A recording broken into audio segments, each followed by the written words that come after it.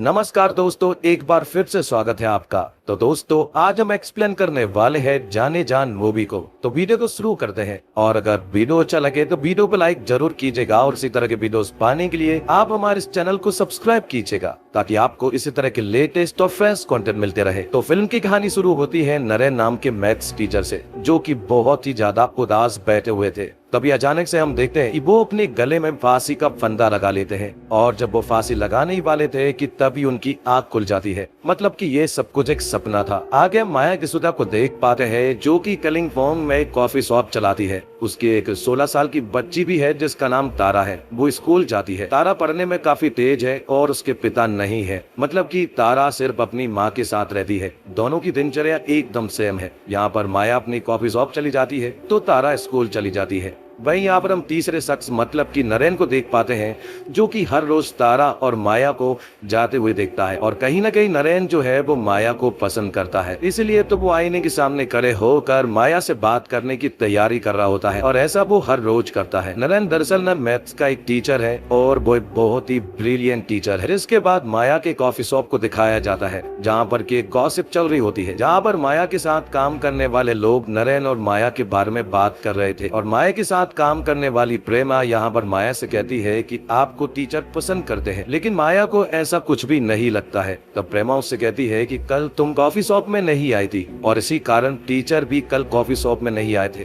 क्योंकि टीचर तो हर रोज ही coffee shop आते हैं। तो माया प्रेमा से कहती है कि टीचर को कैसे मालूम कि मैं कल कॉफी शॉप में नहीं आई थी, जिस पर कि प्रेमा माया से कहती है कि शायद टीचर ने तुम पर नजर बनाकर रखी है, बिल्कुल शाहरुख खान की डर फिल्म जैसे। और फिर थोड़ी देर के बाद यहाँ पर टीचर आ जाते हैं। नरेन ने यहाँ पर माया से जो भी बोलने की तैयारी की थी, वो धरी की धरी रह जाती है, क्योंकि माया के सामने आ जाने के बाद वो पूरी तरह से नर्वस हो जाते हैं, और उनके मुंह से कुछ भी नहीं निकलता है, और यहाँ से अपना खाना लेकर चुपचाप निकल जाते हैं। और फिर तुरंत ही यहाँ पर एंट्री होती है इंटेंस लुक में अजीत नाम के एक बंदे की। यहाँ पर माया उसे देखकर पूरी तरह से हैरान थी, और थोड़ी देर के बाद यहाँ पर हमें मालूम चलता है कि दरअसल में अजीत जो है वो माया का पति है। माया उससे कहती है कि तुम यहाँ पर क्यों आए हो, और इन दोनों की बात करने के दौरान हमें मालूम चलता है कि अजीत यहाँ पर कलिंगपोंग माया को ढूंढते हुए आया है, और वो उससे लगभग 13 सालों के बाद मुलाकात कर रहा है। और यहाँ पर हमें ये भी मालूम चलता है कि अजीत एक पुलिस वाला है, और 13 साल पहले माया ने उसके पैसे लेकर भाग गई थी। और यहाँ पर हमें ये भी मालूम चलता है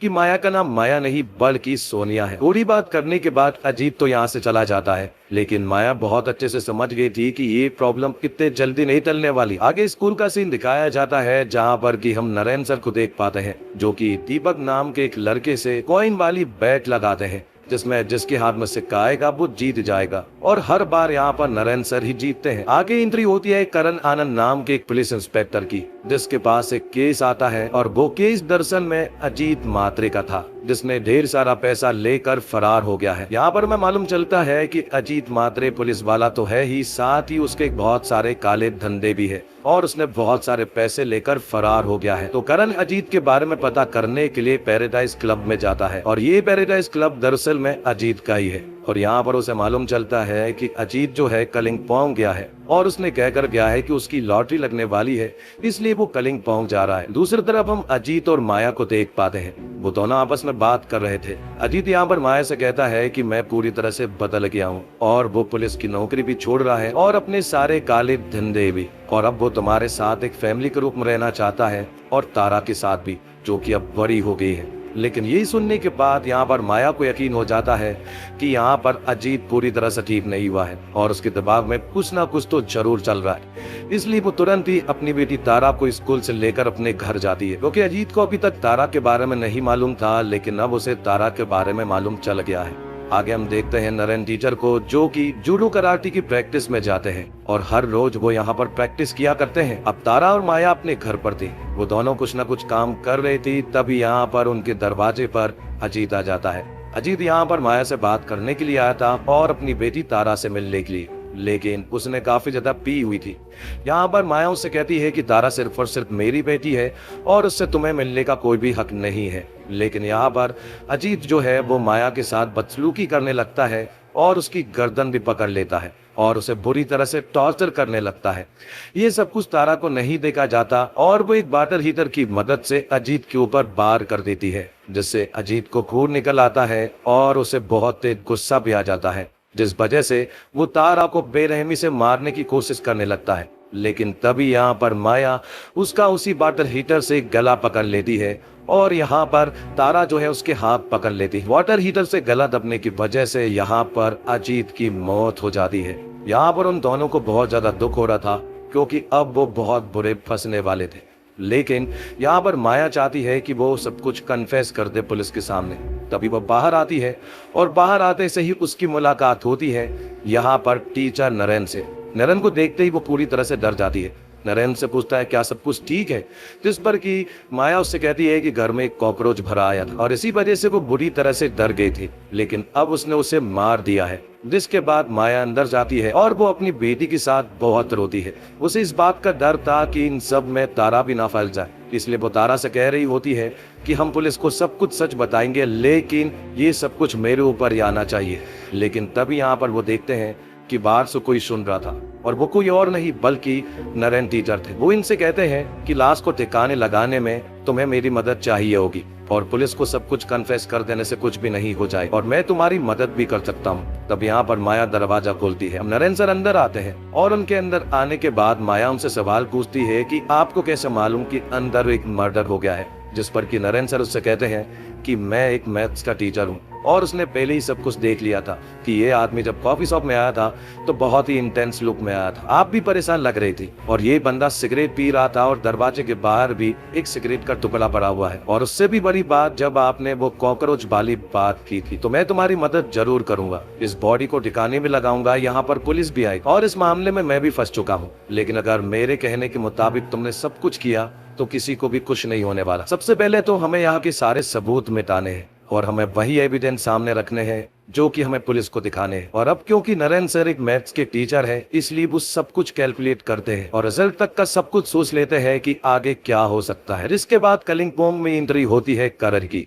जो कि अजीत मात्रे को ढूंढते हुए यहाँ पर आया था। सबसे पहले वो अपने साथी पुलिस वाले से कहता है कि सबसे पहले अजीत मात्रे को सारे होटलों में चेक किया जाए, क्योंकि वो वहीं पर पाया जा सकता है। दूसरी तरफ नरेन सर जब अपने घर वापस आते हैं तो यहाँ पर हम माया को देख पाते हैं। नरेन सर ने माया को कुछ होमवर्क दिया था और कुछ चीजें करने के लिए कही थी और बहुत सारी चीजें माया ने कर ली थी, जिस पर कि नरेन सर उससे कहते हैं तो फिर कोई भी टेंशन लेने की जरूरत नहीं है। जिसके बाद हम करण को देख पाते हैं, जो कि अगले दिन माया के कॉफी शॉप में जाता है। यहाँ पर की माया तो उससे पूरी तरह से अनजान थी, लेकिन तभी करण यहाँ पर अजीत के बारे में पूछने लगता है। लेकिन यहाँ पर माया उससे कहती है कि मैं इस आदमी को नहीं जानती हूँ। और फिर थोड़ी देर के बाद यहाँ पर नरेन सर आ जाते हैं। नरेन सर के यहाँ पर आ जाने के बाद तुरंत ही करण उनके ऊपर झूम पड़ता है और यहाँ पर मालूम चलता है कि दरअसल में करण और नरेन जो है वो कॉलेज के बहुत ही अच्छे दोस्त है और करण नरेन सर को नारू बुलाता है। वो दोनों बात कर ही रहे होते हैं कि तभी यहाँ पर करण के पास कॉल आता है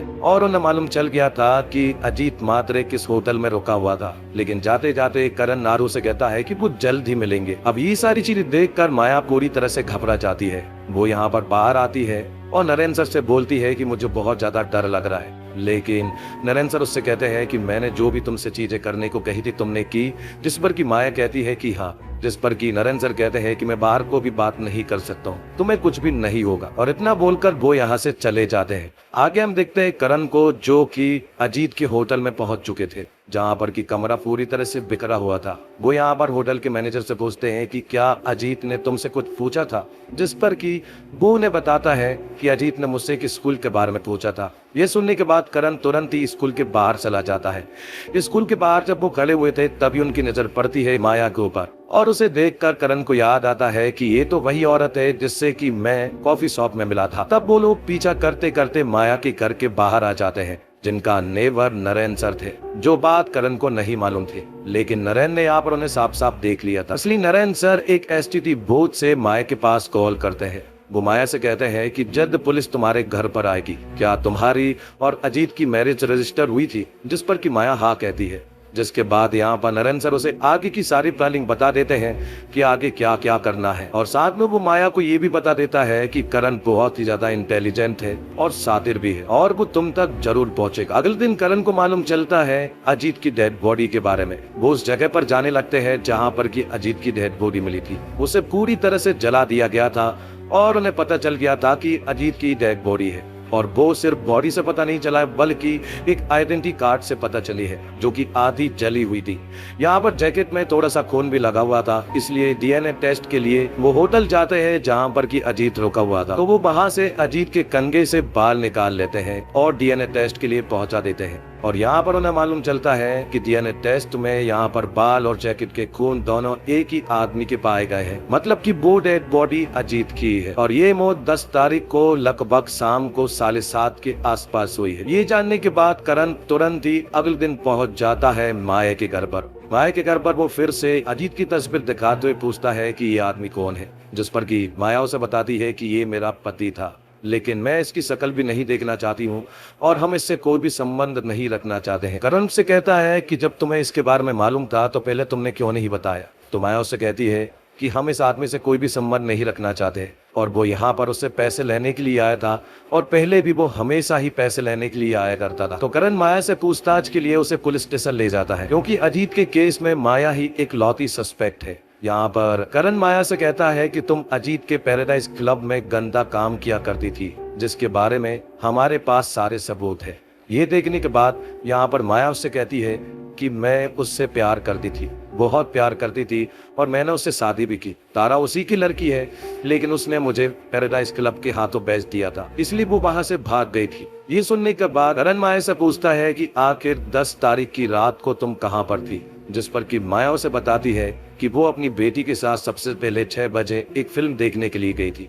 फिल्म देखने के बाद वो लोग बाहर खाना खाने के लिए गए थे और उसके बाद वो एक डांस बार में गए थे जहाँ पर उन्होंने काफी इंजॉय किया था। ये सारी चीजें पूछने के बाद करण यहाँ से चला जाता है, लेकिन उसके दिमाग में बहुत सारी बातें खटक रही थी कि आखिर माया इतने शार्प तरीके से सारे क्वेश्चन के जवाब कैसे दे रहे हैं, जैसे मानो उसे सारी स्क्रिप्ट पहले से ही मालूम है। थोड़ी देर के बाद ही यहाँ पर आ जाते हैं नरेंद्र सर। करण यहाँ पर नरेंद्र सर से मिलता है और वो अपने साथी दोस्त को बताता है कि नरेंद्र बहुत ही ज्यादा इंटेलिजेंट है। नरेंद्र मैथ्स का एक जीनियस बंदा है। हम दोनों कॉलेज में साथ पढ़ते थे, लेकिन नरेंद्र की बराबरी करने वाला कोई भी आदमी नहीं था। और करण को यहाँ पर मालूम चलता है कि नरेंद्र जो है वो माया का पड़ोसी है। तब यहाँ पर वो माया के केस के बारे में डिस्कस भी करता है। थोड़ी देर के बाद जब नरेंद्र वापस जाता है तो यहाँ पर माया उससे मिलती है। माया उससे कहती है कि पुलिस वालों को शायद मेरे ऊपर शक हो गया था, लेकिन तुमने जो सब कुछ बताया था उसके बाद मुझे ऐसा लगता है कि अब पुलिस को मेरे ऊपर शक नहीं होगा। लेकिन नरेंद्र सर उससे कहते हैं कि अभी पुलिस बार बार तुम्हारे पास आई, लेकिन आपको टेंशन लेने की जरूरत नहीं है।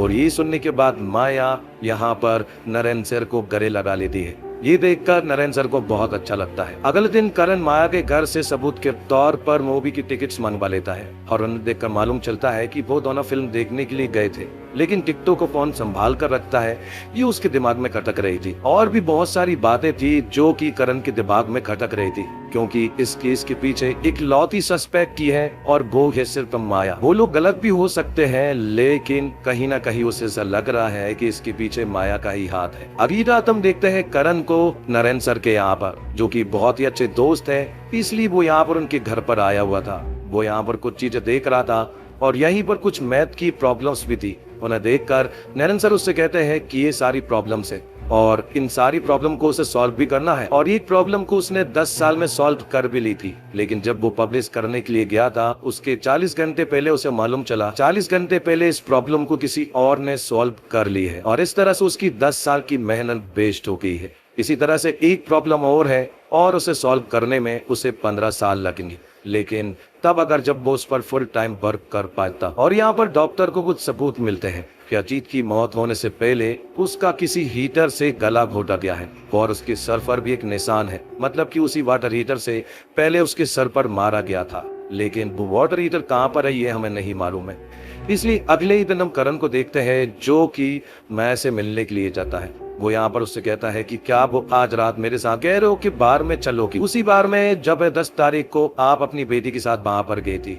यहाँ पर जब वो घर आता है तो वहां पर उसे नरेंद्र मिलता है। नरेंद्र को जब मालूम चला कि करण और माया जो है वो उसी बार में जा रहे हैं तो ये देखकर नरेन को थोड़ा बुरा तो लगा था। अब करण और माया उसी कैरो के बार में आ जाते हैं जहाँ पर कि वो खूब इंजॉय करते हैं, और इंजॉय करने के बाद जब माया अपने घर पर पहुंचती है तो उसे अपनी बेटी तारा के द्वारा मालूम चलता है कि यहाँ पर कुछ पुलिस वाले आए थे और उन्होंने हमारे वाटर हीटर को ले गए हैं। दरअसल में पुलिस वाले यही पता करना चाहते हैं कि अजीत की जिस वाटर हीटर से मौत हुई है, क्या वो वाटर हीटर माया क्या है। ये सुनने के बाद वो तुरंत ही नरेन सर के पास कॉल करती है और ये सारी बातें बता देती है। लेकिन यहाँ पर नरेन सर उससे कहते हैं कि तुम्हें उसके साथ उस बार में नहीं जाना चाहिए था, लेकिन तुम्हें टेंशन लेने की कोई भी जरूरत नहीं है।